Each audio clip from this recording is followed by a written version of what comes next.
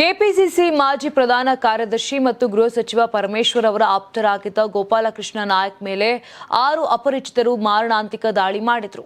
ಮೊದಲು ರಾಡ್ನಿಂದ ಹೊಡೆದು ಬಳಿಕ ಚಾಕುವಿನಿಂದ ದೇಹದ ಹಲವು ಭಾಗಗಳಿಗೆ ಇರಿದು ಎಸ್ಕೇಪ್ ಆಗಿದ್ರು.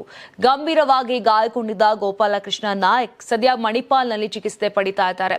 ಪ್ರಕರಣ ಸಂಬಂಧ ಕ್ಷಿಪ್ರ ಕಾರ್ಯಾಚರಣೆಯಲ್ಲಿ ಆರೋಪಿಗಳನ್ನು ಬಂಧಿಸುವಲ್ಲಿ ಪೊಲೀಸರು ಸಕ್ಸಸ್ ಆಗಿದ್ದಾರೆ.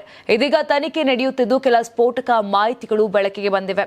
ಗೋಪಾಲಕೃಷ್ಣ ನಾಯಕ್ ಅಂಕೋಲಾ ಪಟ್ಟಣದಲ್ಲಿ ಸಕ್ರಿಯ ರಾಜಕಾರಣಿ. ಸದಾ ಯುವಕರು ಮತ್ತು ಬೆಂಬಲಿಗರ ಜೊತೆ ಇರ್ತಿದ್ರು. ಆದರೆ ಒಂಟಿ ಆಗಿದ್ದ ಸಮಯವನ್ನ ಹಂತಕರು ಗುರುತಿಸಿ ಕೊಲೆಗೆ ಸ್ಕೆಚ್ ಹಾಕುತ್ತಾರೆ. ಸತತ 3 ತಿಂಗಳಿನಿಂದಲೂ ಈ ಯೋಜನೆ ನಡೆಯುತ್ತಿತ್ತು ಅಂತ ಪ್ರಾಥಮಿಕ ತನಿಖೆಯಲ್ಲಿ ತಿಳಿದು ಬಂದಿದೆ. ಆರೋಪಿಗಳು ಗೋವಾ ನೋಂದಣಿಯ ಕಾರ್ನಲ್ಲಿ ಬಂದು ದಾಳಿ ನಡೆಸಿದ್ದಾರೆ. ಗೋಪಾಲಕೃಷ್ಣ ನಾಯಕ್ ಅವರು ಹಲ್ಲೆಯಿಂದ ತಪ್ಪಿಸಿಕೊಳ್ಳಲು ಸಮೀಪದ ಬ್ಯಾಂಕ್ ಒಂದರೊಳಗೆ ಓಡಿ ಹೋಗಿ ಪ್ರಾಣ ಉಳಿಸಿಕೊಂಡಿದ್ದಾರೆ ಎಂದು ತಿಳಿದು ಬಂದಿದೆ.